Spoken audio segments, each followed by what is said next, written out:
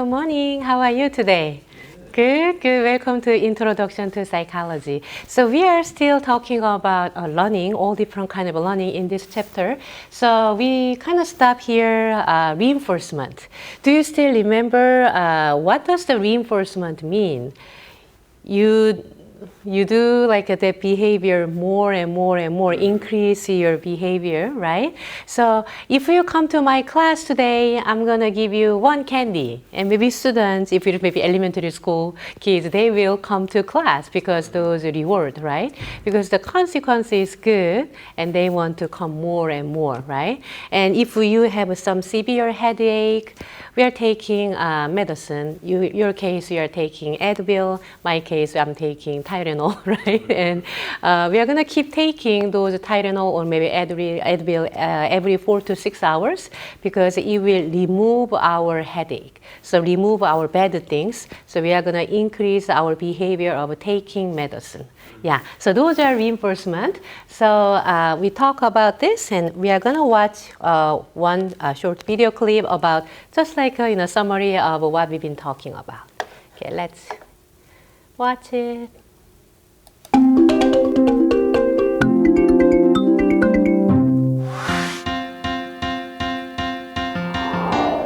A reinforcement schedule is like a pattern of how your behavior is reinforced. To me, a reinforcement schedule is the patterns that is used for reinforcement. So technically it's saying, are you going to get something out of it continuously in the specific pattern, or is it something that just happens every once in a while?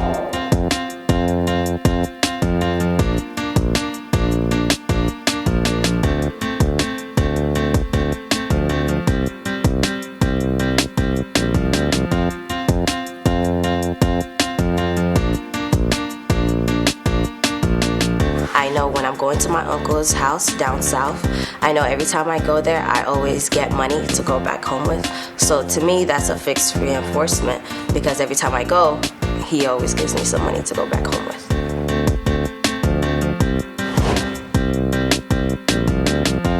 Yeah, I think like with like little kids, like chore charts, those work really well. I think like if you're getting paid like for like doing certain chores with my like little sister, she'll get paid like $5 if she like mows the lawn or something, and that helps her behavior. When I go to my job, every couple of weeks I get a paycheck, and that's on a fixed schedule, so it's a fixed reinforcement.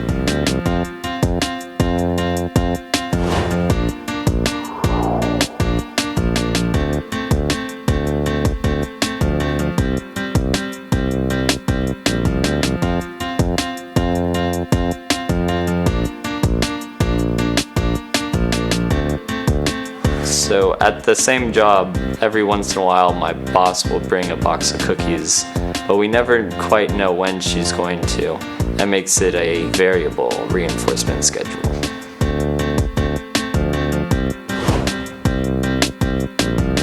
That is with my parents. Whenever I get an A, like let's say this semester I get an A, doesn't mean I'll get $20. But next semester they might surprise me and give me $20. So it's not something that happens every single time. Social media is an example of variable interval reinforcement because you're never quite sure when something cool is going to show up on the internet, so you check it regularly.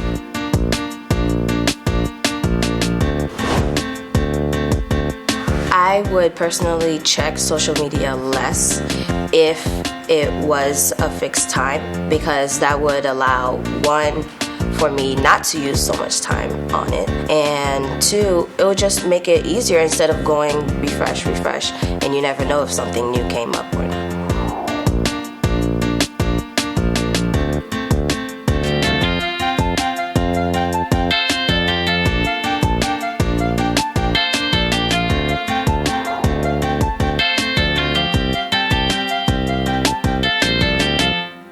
Okay, so you feel more kind of more comfortable about those reinforcement. Yeah. So just to remember, reinforcement means relating with increasing our behavior, no matter what, because they are giving us good thing and remove the bad things. So we are going to keep doing that behavior. Punishment is opposite. So punishment, if we're thinking about little children, maybe parents, they may use some spanking as a physical discipline, which is not recommendable at all. In the textbook information, also the other researchers, but we can think about as that's kind of one of the punishment. And when you are in junior high, maybe high school, if you do not listen to me and do not do homework, you cannot play Xbox for 1 week. So those are punishment too. Yeah. So can you think of any punishment when you're thinking about maybe it can happen to you or maybe to other people, like a punishment? So you kind of reduce your behavior because not. Speeding ticket, okay, yeah. Because we are gonna talk about that one too. So speeding ticket, you go like speeding, and maybe you caught by policeman, and you charge like $300, and sometimes it can be maybe $500 because of that. How much fast going? So kind of you decrease those speeding behavior, right? Yeah, that's exactly. Thank you so much. So punishment. Positive punishment and negative punishment, just like a reinforcement. So positive means adding some negative thing. Yeah, if you do not listen to me, for the maybe 3 years old kids, as a mom was so angry, and maybe because maybe you kind of fight with your brother and maybe bite your brother, it can happen, right? So mom was really angry, and if you do not listen to me, I'm gonna spank you because you should be nice with your brother, right? Yeah. So adding some bad thing, so you should not bite anymore, right? So kind of reduce your behavior. And negative punishment means remove something good thing. You really like to play Xbox for the game, right? And you do not listen to her, the mom, and do not do your homework, and mom was so angry. So if you do not finish your homework by tonight, you cannot play your Xbox for 1 week. So kind of remove the bad thing. Remove the good thing because you really love to play, right? So punishment is thinking about you are decrease those behavior. So not doing homework, you need to do more, right? So decreasing those not doing homework, and you kind of decrease of the biting your brother. Okay. So if you think about those punishments, maybe we will talk about this topic later on. Have you ever got spanked? From me too. So I guess including all of us. Yeah. So if you're thinking about that as a punishment, right? Is there any warning to you maybe before you got spanked, like Daniel, you need to listen and don't do those, and then they would say, you need to do that or I'm going to spank you. And then I do it again. And then they're like, all right, I'm going to spank you. And I was like, I'll stop now.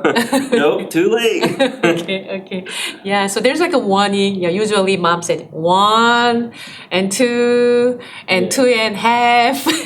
Yeah. And if I say 3, you are in big trouble, right? Yeah. So, but thinking about the punishment, if we are using too harsh, too much of a physical punishment, it can be relating with some depression and anxiety later on. There's like a studies going on, but I know I've been talking about this topic with the students, and how kind of most of the students say, I'm not going to use spanking or any physical punishment for training, discipline my kids, but if it is really necessary, probably I'm going to use it, just like my parents did. How about your opinion? Just wondering. Yeah, probably pretty much that. And it also goes along with, your wife, what she would want, because y'all can't be doing 2 different ways of raising a kid. So you got to work together, figure that out. Yes, very good point. Yeah, because we're going to talk about those developmental psychology a little later chapter. It talks about parenting and parenting style. So I think it is related with some punishment too. So basically, we should not give too much like harsh punishment for the little kids, because maybe they will learn through observing how you did for the kids. So it can be part of the observational learning. Yeah, we will talk about that one too today. So punishment, yeah, thinking about that one. Not too much, but maybe under the name of the discipline, sometimes maybe we need to use it. But I want to hear from you, because I know some students, they never got spanked growing up. And actually, they don't want to use that method for their future children as well, because their parents got maybe spanked a lot when they are young, and they realize they're kind of more paranoid, and they really do not like that method. So it's kind of passing to their children, and their children also having bad impression about spanking or physical punishment. So yeah, we can talk a little bit about those. So maybe if we're thinking about reinforcement and punishment, one more time, just kind of organizing our thought. Positive reinforcement. So positive reinforcement means positive, negative, it doesn't matter. You're going to do it more. You're going to do it again and again, right? So positive reinforcement means I'm going to give you one big gold star because you're doing so good. So in order to get gold star, you will do good behavior more and more and more. I'm going to give you candy if you come to my class. So they're going to attend more and more my class, because little children, they love having those candy. So negative reinforcement, one more time. It's related with some traffic light too.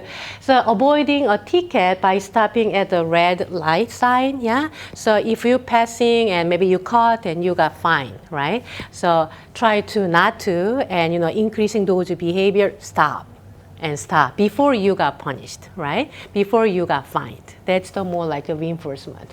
So punishment it's more like already kind of happen if you're thinking about in that way, and you decrease those behavior. So example will be getting a spanking for disobeying, because your mom told you need to be nice to your brother and do not bite your brother, but you bite it and you got spanked, right? So those are punishment.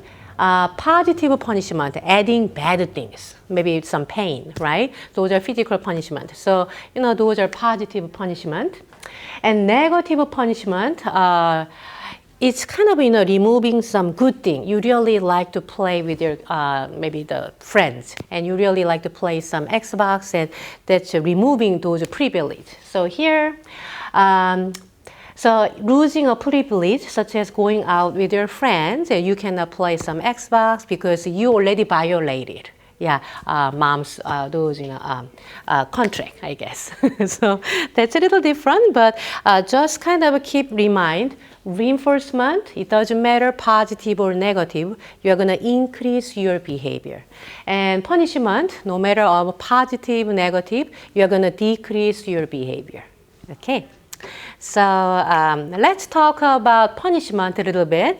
Punishment, that's not a good thing, right? No matter what, right? Because, you will give you bad thing or maybe good thing kind of removed, right? So timing is really important, and clear message and consistency. So thinking about that, we are maybe applying those spanking method for maybe 4 years old child, right?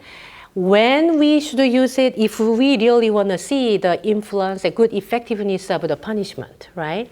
And thinking about that, as a mom can be very tired, right? And maybe it can be not consistent, right? So one time, maybe your brother tried to, the little kid's brother tried to bite the sibling, and mom was really mad. And apply the spanking. Because you bite your brother, I need to punish you, and shouldn't do that again, yeah? But the other day, mom was so busy on the phone. And, don't do that, don't do that. And even bite was happening, but you do not apply spanking at all. So it's not consistent. And as a the children can be really smart, honestly. And they know when they can get, they kind of push the limit of their parents, sometimes. So they kind of play in their way sometimes. So thinking about that, if you really want to use punishment for disciplining your kids, sometimes it can be challenging to you too, because you're consistently using those spanking method whenever bad behavior happen, because you want to reduce those bad behavior, right? And timing is too, maybe spanking right away versus, your dad will spank you tomorrow. It's a different, But I talked to that topic too with the students, and some of the students told me usually their mom caught those bad behavior, and spanking part was done by their daddy. So it was more scary because they had to come like a 9 p.m. and they need to wait until daddy comes. So I feel like, okay, that's one of the things. So timing wise and clear message means whenever you spank your child, you need to say, I love you so much, but biting is not allowed in my house because it hurt other people and hurt your brother. So you need to keep saying the good words, message, teachable message, and also consistency. So if you consider all the elements of the effectiveness of punishment, maybe you should not use physical punishment, not much. You need to more use some reinforcement. If you're doing well and no biting, you can have some trampoline time outside with your brother, 1 hour, something like that, more like a positive reinforcement. That would be maybe better education instead of using some punishment. Okay, so let's talk about some discriminative stimuli and shaping. Have you ever been to Krispy Kreme donut? Yeah? Have you ever have you ever saw those sign was like a hot and kind of, some orange sign? Okay, so did you have those experience? Okay. Yeah, actually, I didn't know that. I went to several times Crispy Donut, but I didn't know if there's a sign, that means you can get the free donut. Yeah, so it's really good. Yes. I really like the kind of watching all the kind of conveyor belt, kind of all the donuts kind of putting onto that. And it's so good when you have those, just fresh those donuts, right? Yeah. So that sign, when you drive through, when you're kind of driving on the highway and then maybe some local way, if you see those, sign like a yellow or maybe some orange kind of light on it, it can be like a cue. You can give you some cue to maybe I need to go there and then get some free donut. I think usually they used to give, even though there's no kind of a hot sign, sometimes they kind of hand you like not the hot fresh one, but kind of old donut to you. Yeah, maybe. Yeah. It was a long time ago. It's hot. That means they're currently cooking them. So that means you can get a hot, fresh one. I see. Yeah. So that's the discriminative stimuli. How about the policeman? When you kind of see the policeman, you reduce your, like you're driving, even though you're kind of go to the, regular, those, speed limit. So that can be discriminative stimuli whenever we see certain sign, give some, automatically, I need to go to Krispy Kreme donut place to get the hot donut. And whenever you see the policeman car, maybe I need to reduce my speed limit, even though you go to the regular limit. So other thing is like a shaping. Have you ever trained your dog? We do certain trick. Yeah. Can you give us any example? If you maybe sit down, maybe paw and anything. I taught her sit down, lay down, stay, and then shake. Okay, so she can do all things. Yeah. So thinking about before stage, maybe she doesn't know any of those, behavior. And how did you do that? How did you train her? I'm not gonna lie, she's pretty smart. She kind of knew before I even taught her. Like if I said sit, for some reason she kind of just knew whenever I was pointing down to sit. But it just took the I can't even think of the repetition, the first one. I just repeated it. Repeated it. Okay, Yeah. okay. Uh-huh. And then she learned it eventually. So you don't need to give her any treat? Like a Oh little yeah, I dog? definitely give her a treat, but Uh-huh. like I don't think it's required. She Okay. gets more excited when you get a treat, and sometimes she won't even do it correctly. You'll be like, Uh-huh. sit down, and she'll do this spin move, plop on the ground, and Okay. like lay down instead Okay. because she got too excited. Oh, okay. That's My really golden retriever's wild. She's That's hyper. really cute. Okay, so thinking about like a shaping, in order to imagine you need to train dolphin. Have you ever seen like a Shamu show, like some SeaWorld and or maybe some small scale and like some dolphin is, going around and maybe some whale kind of waving and, those things. Yeah, so imagine you are the trainer and you need to train dolphin and there's maybe some reef going on, maybe dolphin should kind of passing those reefs and maybe nicely turn around. And so when you train, you need to give dolphin some small fish, right, as a treat, right? So whenever dolphin try to turn his or maybe her kind of body toward maybe the stage, you give them one fish, right? And then try to go back and maybe turn back to maybe go to inside of those ring, you need to give one more fish. And whenever the dolphin is all done, the performance, you need to give one more fish. So lots of fish, lots of treat, right? Those are reinforcement, right? Reward.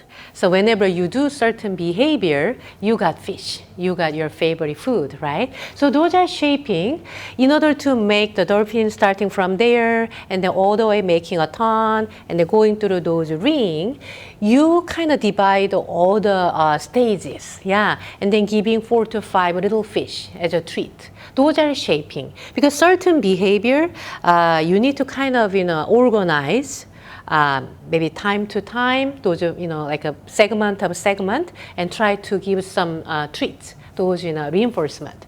So thinking about that, if you are coach, maybe basketball coach, for maybe third graders, about maybe 10 years old, how would you teach, make some dribble and then some dunk shoot?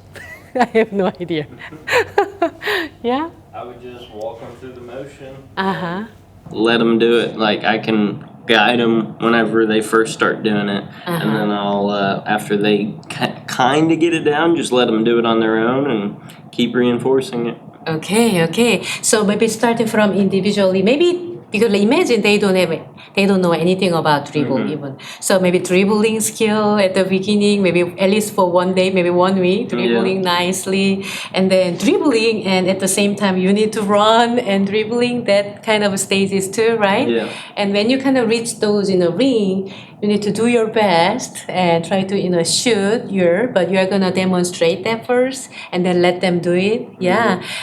So that's the kind of shaping, which is you are not teaching the whole things like look at me and then kind of run through and then shoot and do it. We are not going to do that because, we kind of, segment by segment and then teaching dribbling first and then run and dribbling ball and then try to kind of shoot those in the ring and all things kind of divided into small stages, right? So underline, those are shaping. We usually use that for the animals like a dog and cat and even little children. We are using those shaping. Okay, so next one, you may like this one. Maybe you can use this one for your reflection paper. So if you don't mind, could you read? What's your take? Part 2.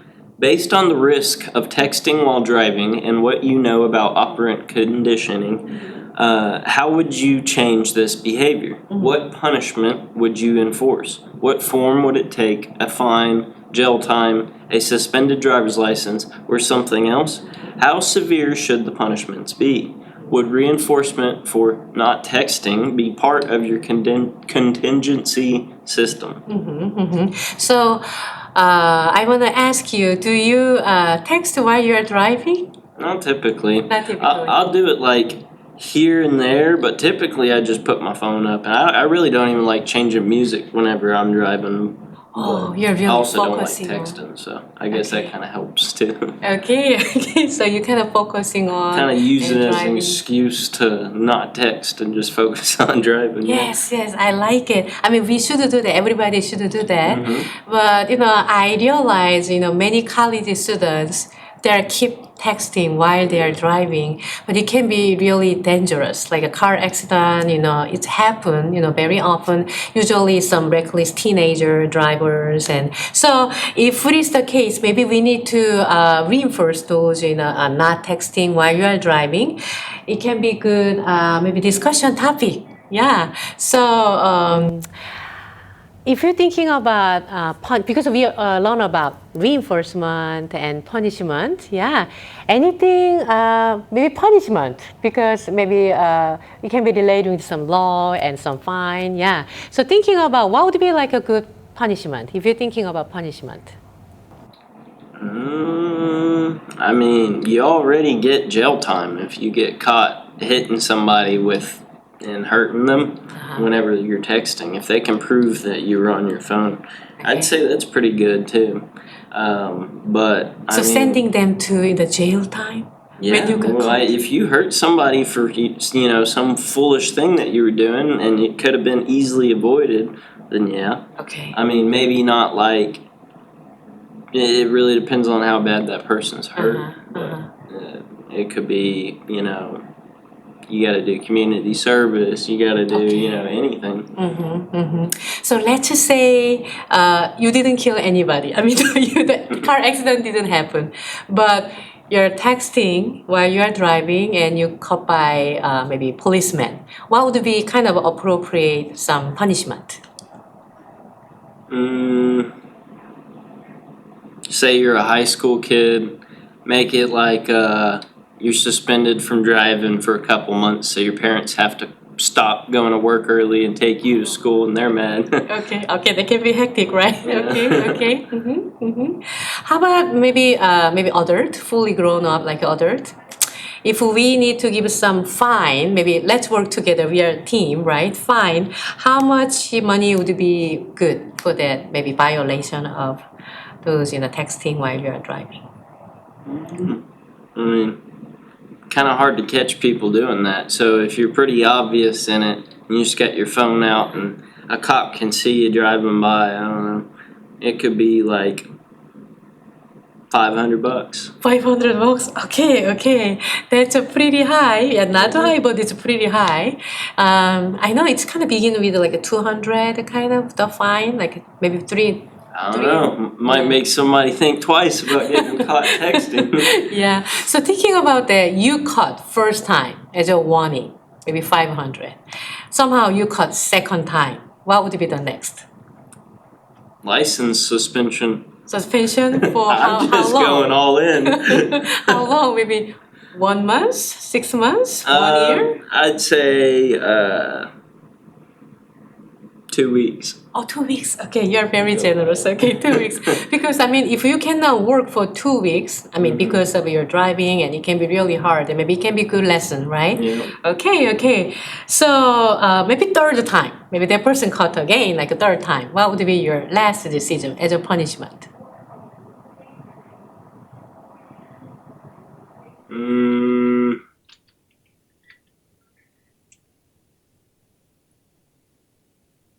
I don't know. I really don't know. Yeah, I guess maybe let's just say, $500 for the first cut, and second cut will be 2 weeks. You cannot drive. Yeah, driver license is banned, right? Okay, how about reinforcement? If you want to using some reinforcement, because we need to encourage you giving some benefit, right? And you shouldn't, increase those behavior of not texting, right? So what would be like a good reinforcement? Every time I don't know, it would require some technology, but every time you plug in your phone, it can sense that, you're not using it while you're driving or whatever. So like every time you do that for a certain amount of time, it gives you a certain amount of cents off a gallon of gas. Okay. I like that. And I heard from students, actually there's an application like an app, and it's connected with some insurance company.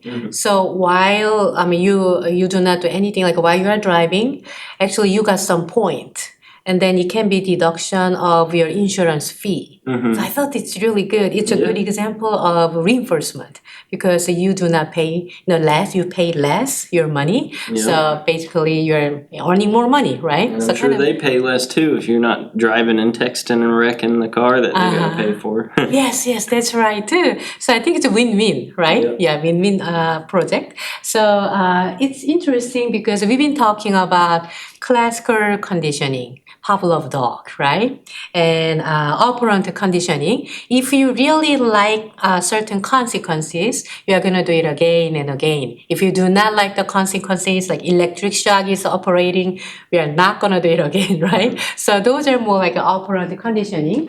So violating some traffic law or texting while driving, maybe it can be a good topic for you. If you kind of try to choose some reflection paper topic, it can be good. And think about your own system.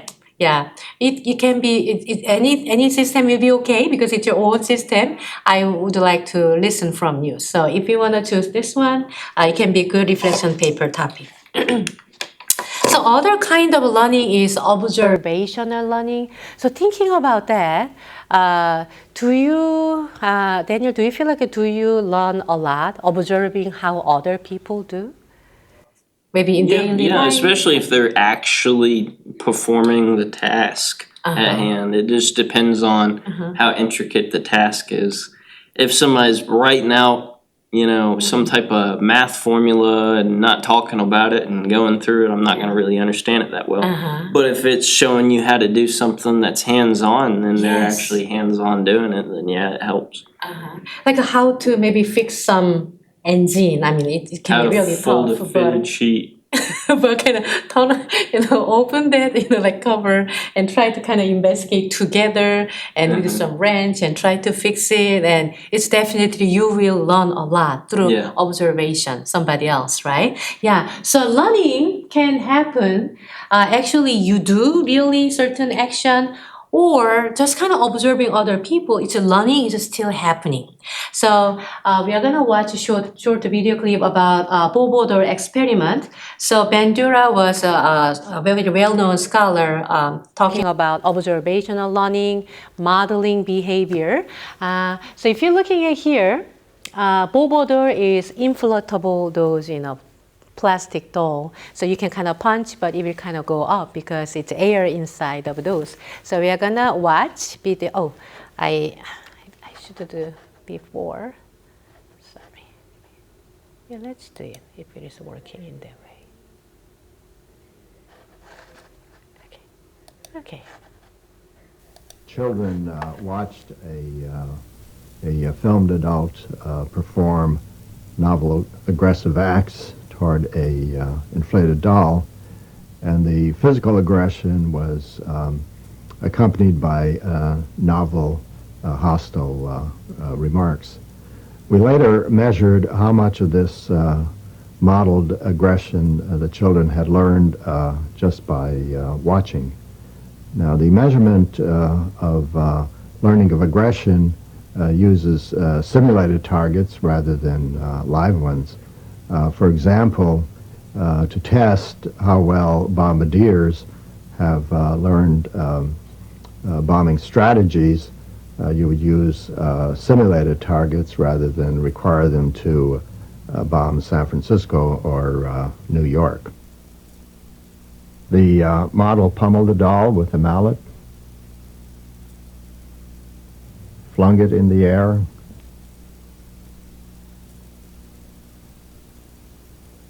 kicked it repeatedly,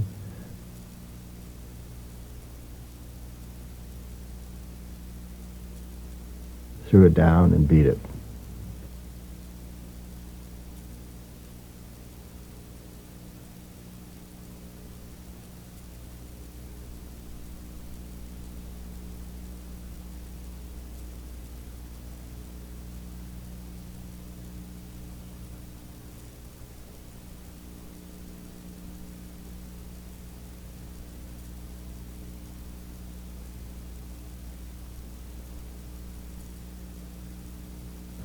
It was once widely believed that seeing others vent aggression would drain the viewer's aggressive drive. As you can see, exposure to aggressive modeling is hardly cathartic.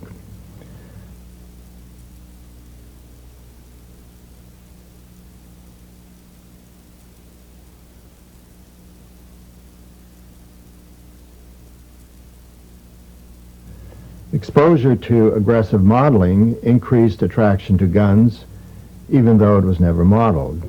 Guns had less appeal to children who had no exposure to the aggressive modeling.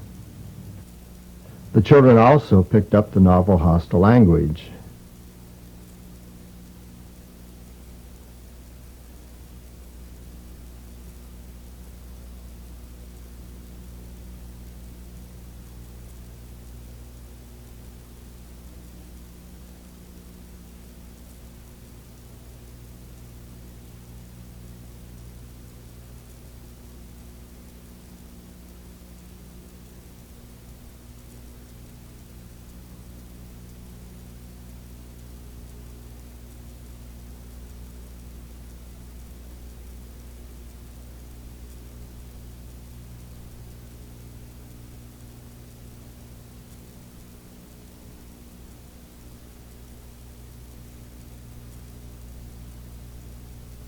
The room contained varied play materials.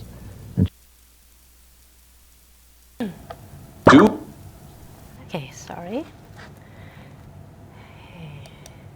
So observational learning, if you remember those video clips, did you see any difference between boy and girl? There's a one boy and one girl, like some behavior-wise.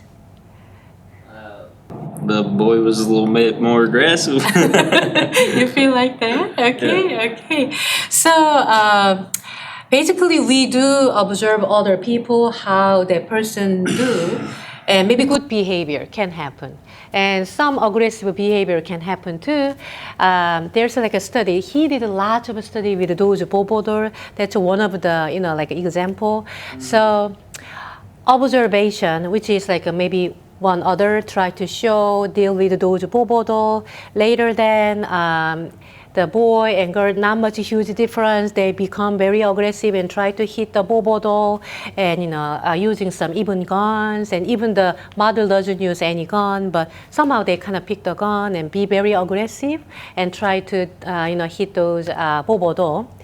And if there's a reward going on, you are right, statistically and through their lots of experiment, boys usually seems like showing more aggressive behavior comparing to the girl.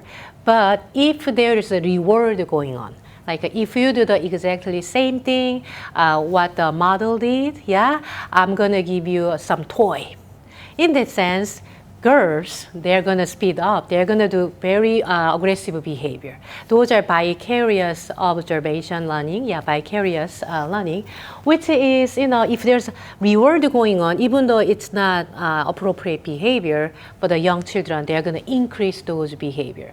So maybe boys can be more, showing more aggressive behavior toward those, bobodo, but if there's a reward going on, girls kind of catching up, even like even.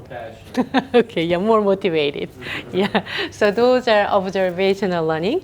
And we want to say learning doesn't need to be actually you just experience, just watching somebody else doing how to deal with a bobodo. Later on, I can remember and do the same thing.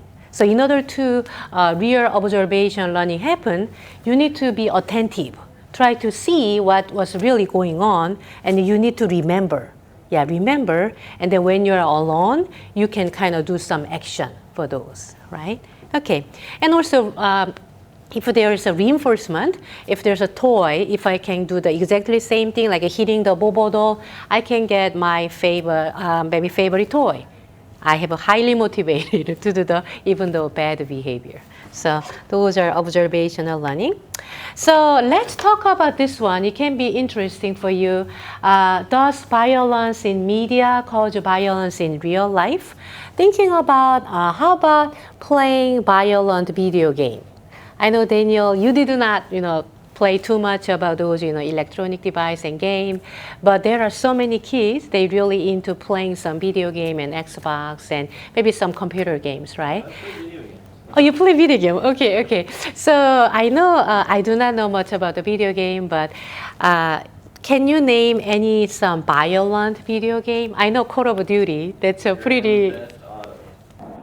Grand Theft Auto Okay, Grand Theft Auto. Yeah, that's pretty violent. is the most violent. Almost of them all. violent. Is it fun to play that one? I mean, it can be, but I mean, really, it's just not I usually don't like third-person games. It's just not my style. I see. But pretty much the whole game it started off as you could rob people of their cars or whatever, but okay. like actually you're criminals selling all these drugs and stuff for money, Oh, wow. robbing people for money, Okay. and killing lots of people. I see. Yeah, I so- see. So I want to say that's the most violent video game, right? Okay, okay. So maybe thinking about that, if you play those violent video game as a child, do you feel like they become more aggressive, or maybe not necessarily? It depends on that person's personality. If they're already aggressive and say they do have some type of psychological, disorder or anything like that, it could, yeah. I mean, I feel like what you watch and do and read and all that all definitely affects you, but some people it affects more because they don't have the brain capacity to realize that is not how things are actually supposed to go, but That's right, you're right. So we cannot say that's all right. It's the same thing here. There are lots of studies done, like cross-sectional, like age differences and longitudinal study, kind of following the same group of people and try to, investigate their aggressive level, depending on how much they can expose those violent TV or maybe some playing video game.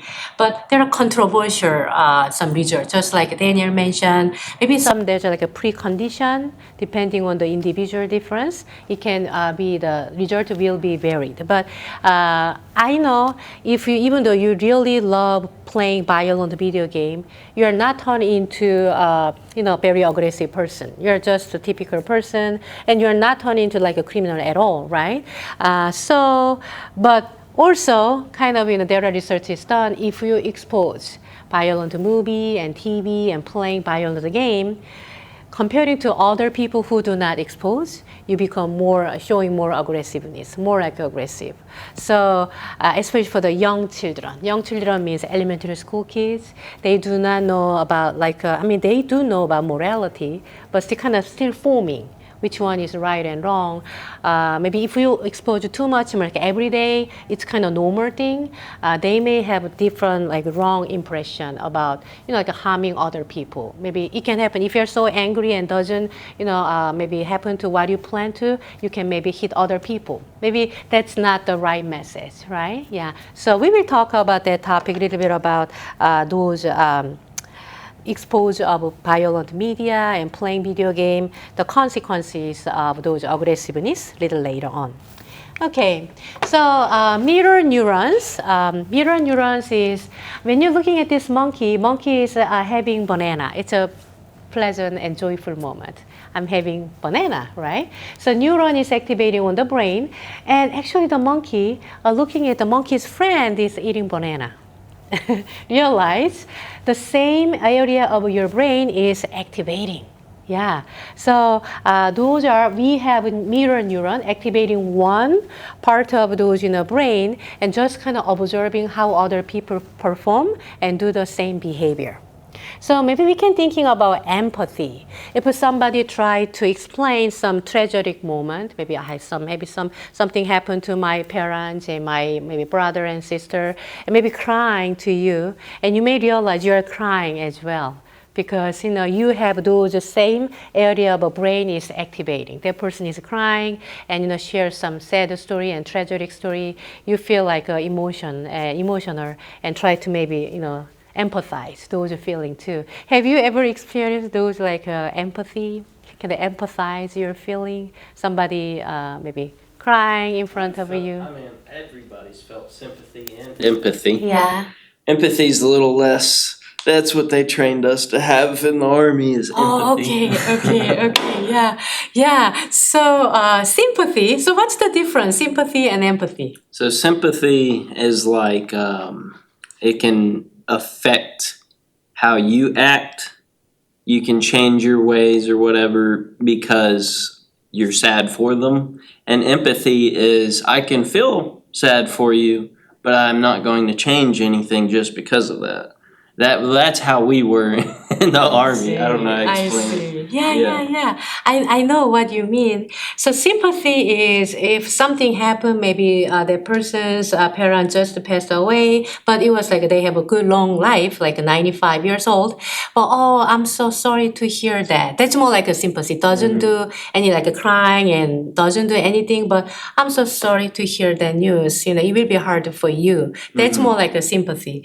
But empathy is when you hear that, you know, news from your friend, you feel like sad, just like your friend felt. You kind of crying and just like the same feeling. Just put yourself into the same boat. But I can, no, I can tell you because it's in the Army situation. Maybe you can sympathize other people's feeling, but you should not immerse your feeling like empathizing the situation. Yeah. It can be too much for you, right? Yeah, too much. So I totally get it. Yes. Thank you so much. Thank you. Okay, so let's other things we can talk about some learning relating with some topic. Look at this. What is those? Cucumber. Yes. Have you ever had a cucumber popsicle? No, me neither. Do you like a cucumber? I like cucumber. You like cucumber? Yeah, I like cucumber too. Is there any food you had one time, but after that you cannot have it anymore? Somehow you do not like the food and even you thinking about that food, you cannot have it.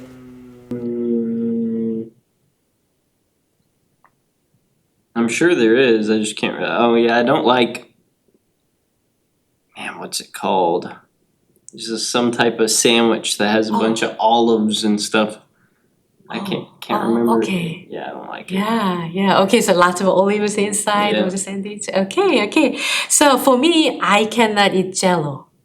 Do you like Really? Jello? The texture or what? I think texture. Yeah, because I used to love it, the Jello, but I still remember when I was young, maybe around 5 and 6 years old, in Korea, my mom wanted to do some perm. My mom has a straight hair just like me, and want to have some curly hair and then perm. Back then, it was not that good, I guess, material for like making some perm. And as a little child, like 5 years old, I kind of followed her and then stay in that, hair salon shop and then stay there. The smell was so bad. And my mom gave me about like $1. And Sarah, right next to that hair salon, there's some store. There are small store in Korea, not like here you need to drive, go to Rizzo and Walmart. So in the one street, and it's very easy and very small store. So she gave me like $1, and Sarah, you can buy whatever you want, and maybe you just come back. And I was so excited and kind of went to the store, and there are some Jello, kind of half Jello and half ice cream, and I love those. Used to love those. So I bought not one in one, like several, kind of having those $1 whole money. So while waiting for that, my mom is having hair perm, I ate them all. So I got 2 to 3 in a row, and then somehow I got sick. Yeah, I guess I ate too much, and after that, even like thinking about the texture of Jello, like a little.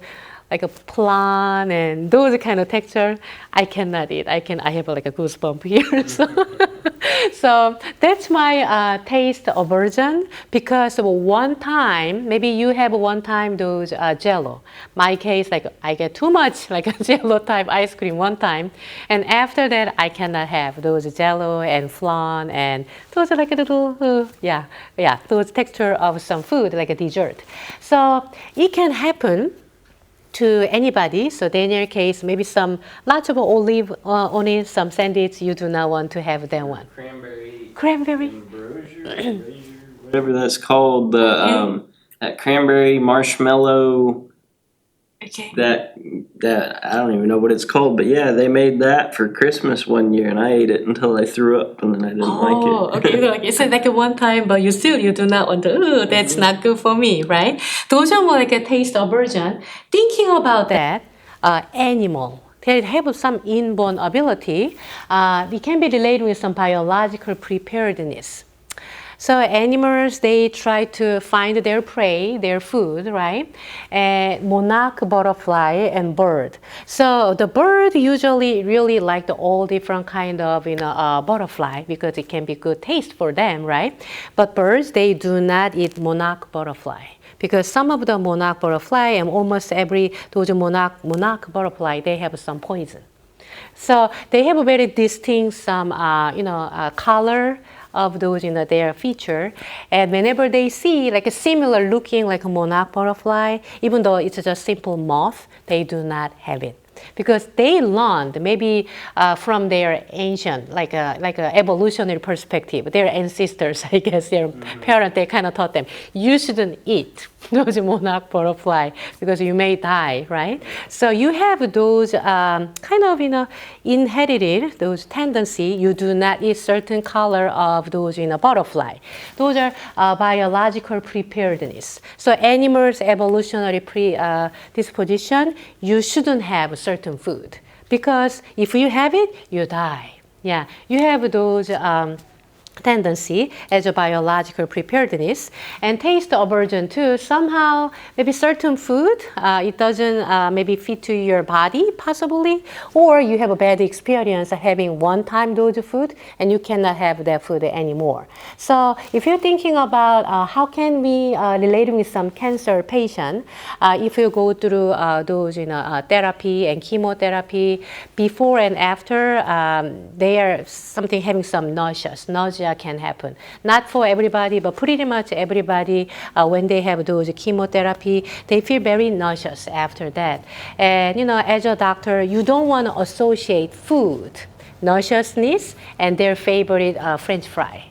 So they try to give some random food, right after having those chemotherapy because of those taste aversion. Thinking about relation and maybe learning, we are learning so quickly in that way.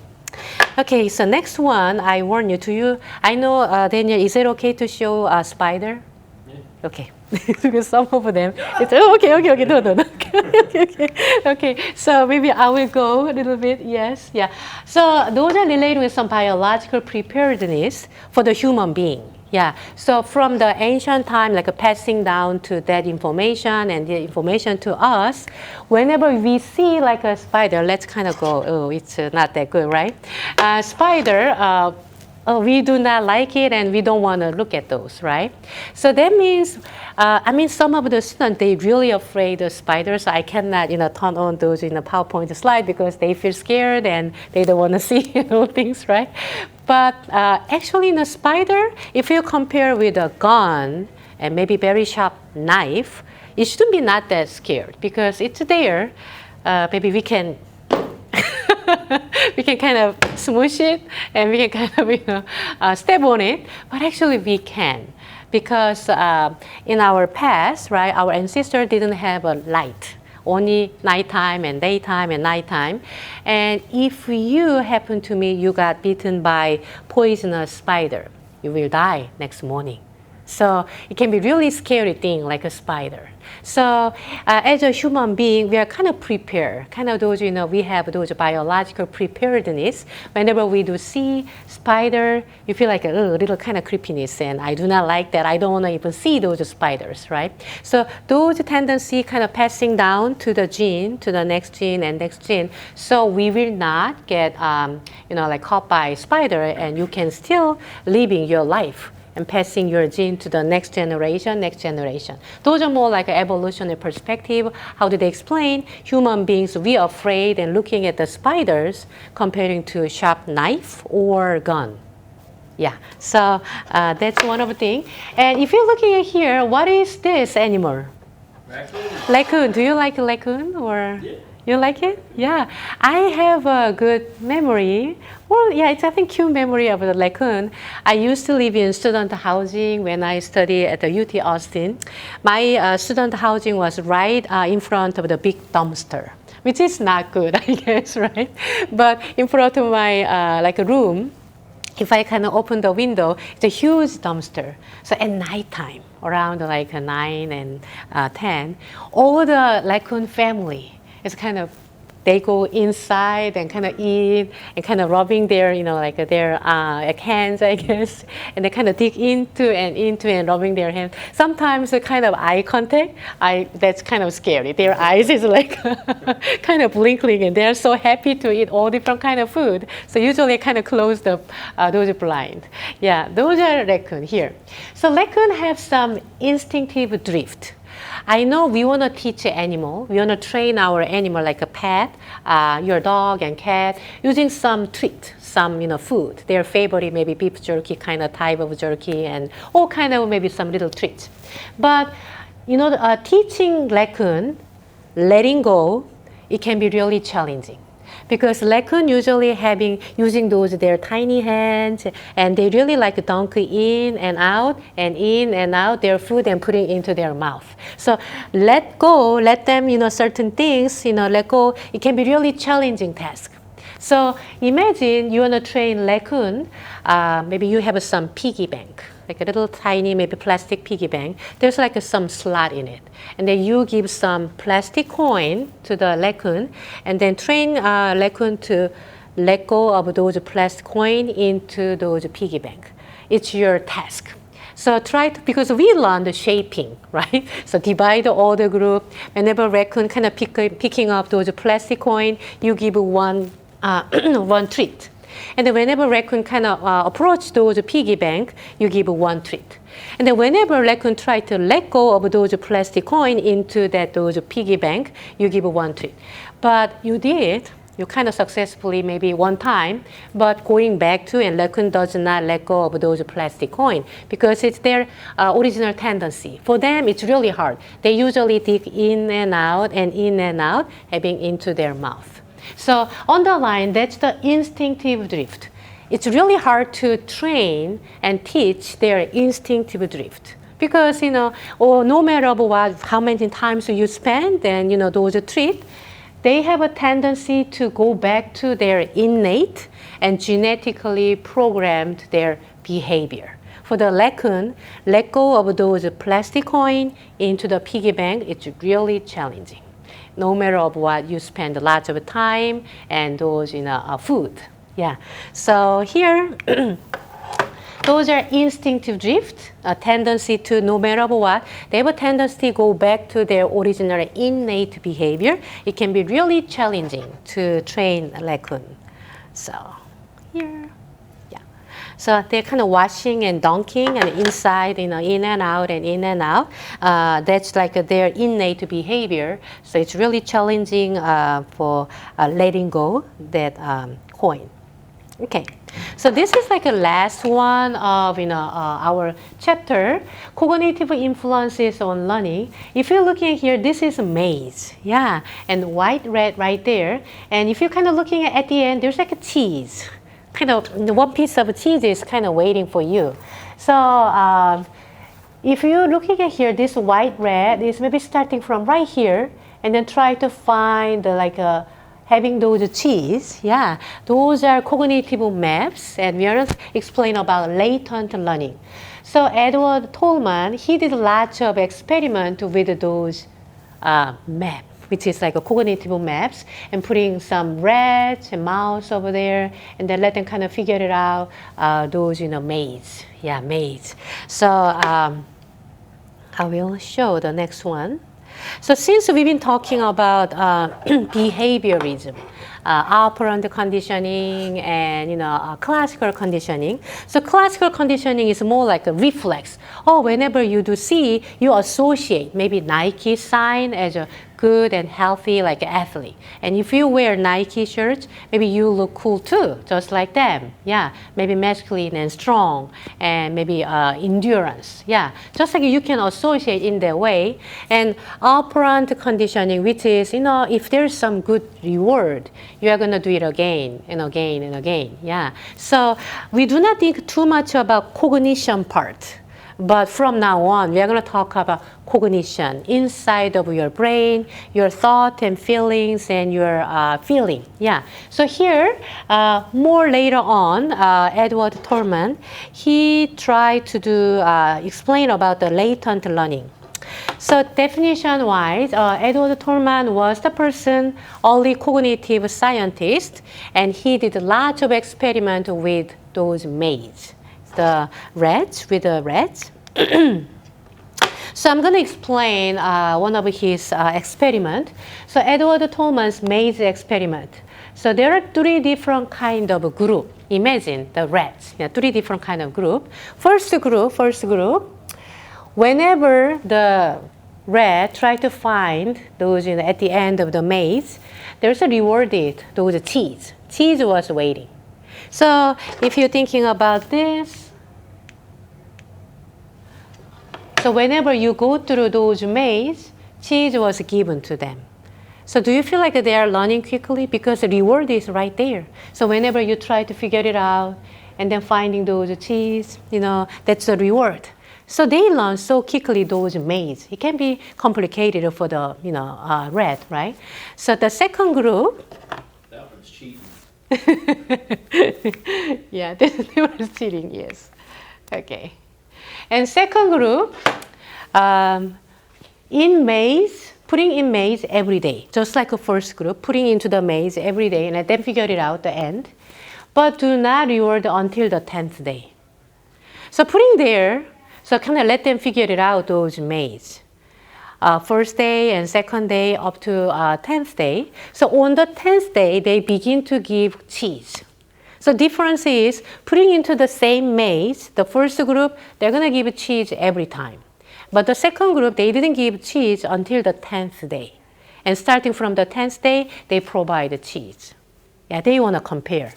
And the last group, never rewarded. No cheese, just putting there. So they didn't do well comparing to group 1 and group 2. So I will explain this. So latent learning. So definition-wise, latent learning is learning can happen and it can be possibly remain hidden until its application becomes useful. So I will show first and then maybe explain more about this concept. So here, those are first group of rat. It's a second group of rat and third group of rat. So you notice that second group of rat, it's number 1 right now, first. And the first group of rat is a second, and the last group is third. So the making some mistakes and error-wise, second group doesn't make mistakes. So it's a number 1, top 1, like you are the smartest rat.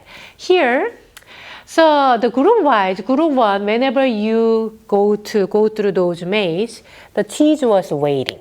But the second group was different. You put the maze every day, but starting from the 10th day, they provide cheese.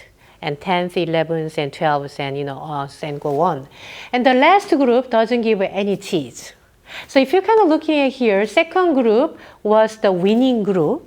Yeah, do not make not much mistake of those error. So Tolman kind of find it out and kind of emphasize maybe learning was happening for the second group during those 9th day. Even though putting there's no reward. Because behaviorists, they really emphasize if there's a reward, they can learn, but there's no reward, maybe learning is not happening. But actually, if you're looking at the second group, for during those 9th day, probably they learned. Even though there's no cheese. There's no reward, but they learn the maze. But starting from the 10th group, 10th time, there's a cheese on it, so they learn faster because they try to get those cheese, and cheese is kind of as a reward is waiting for them. So latent learning underline, even though Yeah. So learning was happening, but maybe it will not, it can be still like remain kind of hidden for a while until you really need to show your ability. So thinking about that, you are driving starting from the 16 years old, right? When you are 16 years old. And imagine the first time you are driving your car. I believe maybe your mom and dad right next to you, right? And try to teach you. That was your first time. Actually, you are driving that car. But before 16 years, you've been right next to your mom or dad.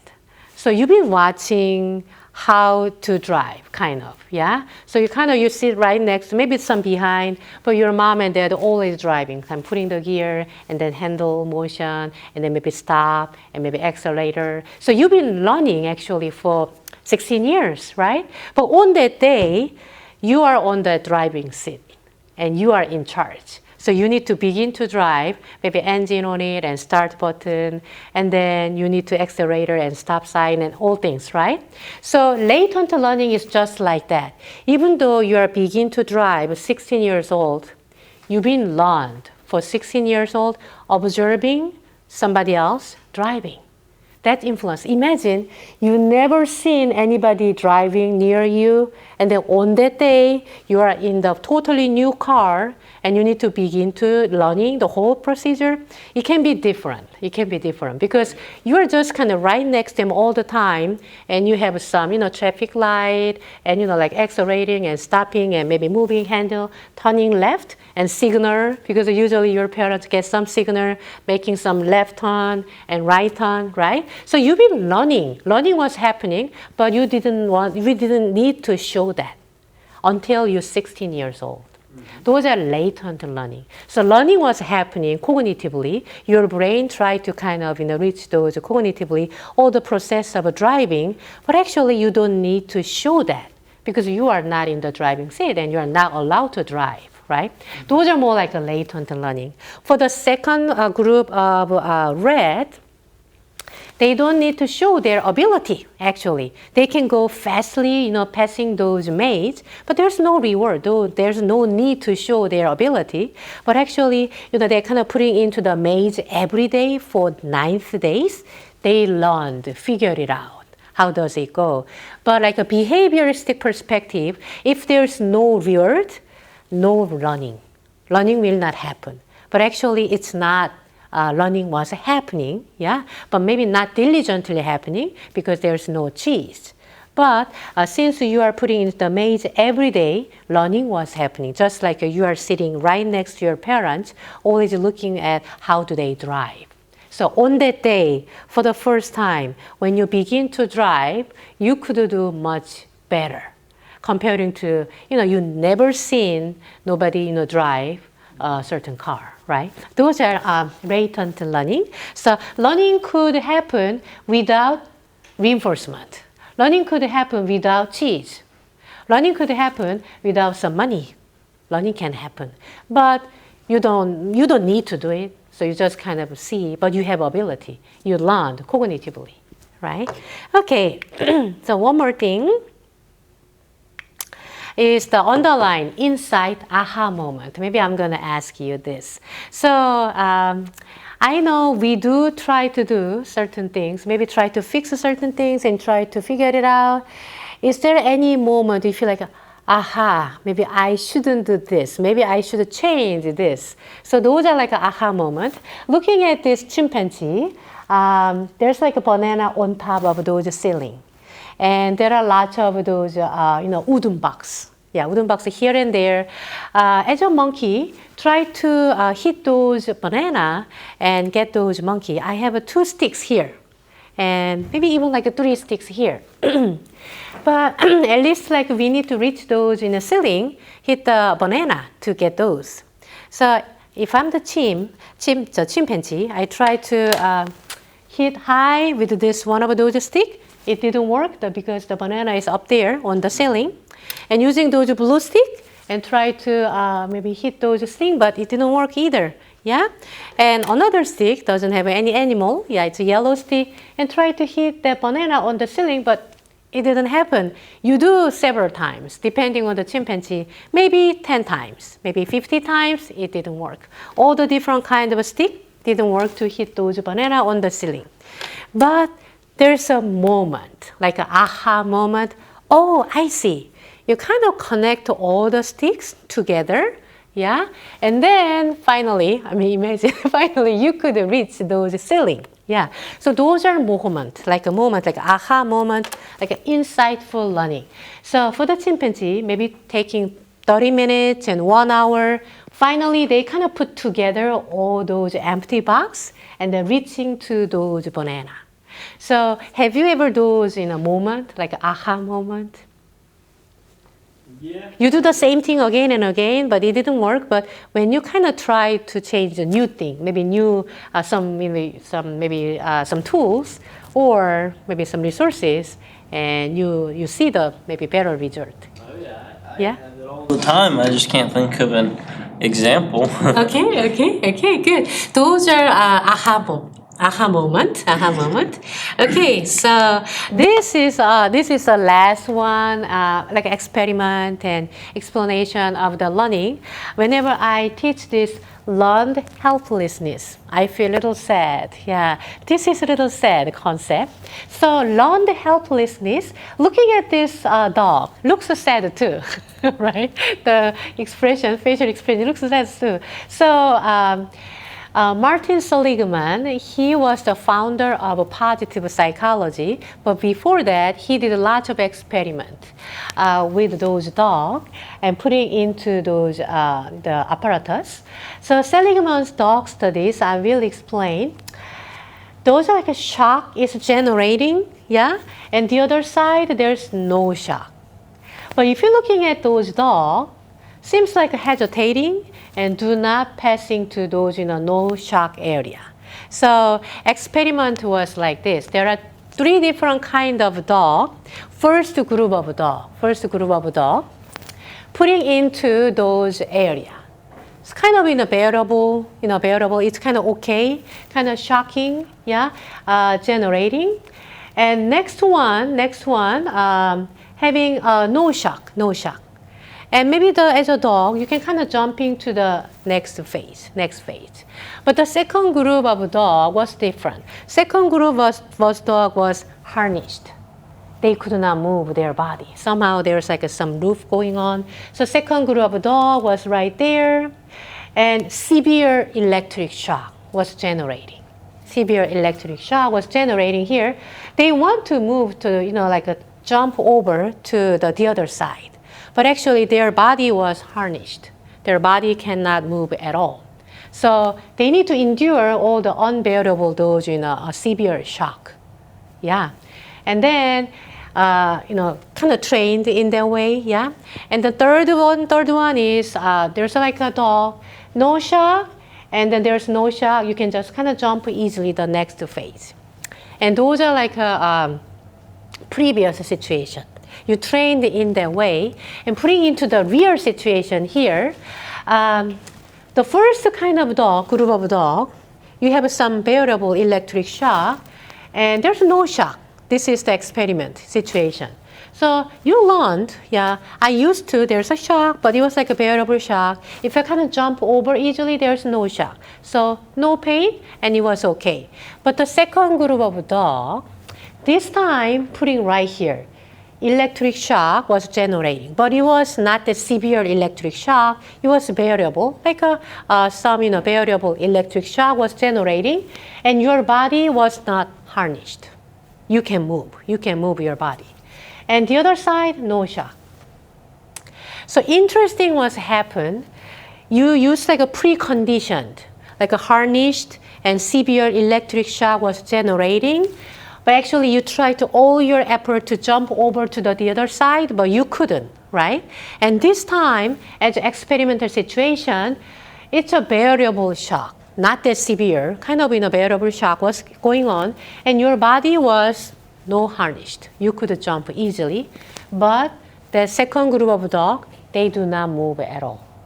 They just kind of hold their body and then just kind of keep sustained right there. Even though that the hurdle was very shallow, and also it's easily they can jump over because they are not harnessed at all. So after those experiments, Martin Seligman say those are more like a learned helplessness. Maybe the dog learned in their way. So if a real situation is happen, maybe we can apply for the people who may having some severe depression. Yeah. Maybe at the beginning stages, they didn't have that kind of severe depression, but they tried to do all different kind of their trial. Yeah, maybe I can do this time, and maybe I will change my behavior. Maybe I can do better for this time. And then somehow it didn't work. It didn't work. Because of that didn't work experience, even later on, they don't want to try. Because you learned helplessness. Even though you put lots of effort, try to go over, passing over those electric shock situation, your body was harnessed and you couldn't. Because of those experience, you developed learned helplessness. Yeah. So can you think about any situation? Maybe you do have those in experience, possibly. So maybe you want to be a good, faster runner. And you practice every day in the morning, maybe 1 hour, and somehow you didn't, meet some criteria to become a professional, maybe runner, maybe some running group. Yeah. After that, you don't want to even try, and running is not your favorite, and you hate become like a running, possibly. Yeah. So those are kind of experience because we are learning through our own experience. You may develop learned helplessness because of one time. Maybe not working well, and you kind of thinking about maybe I'm not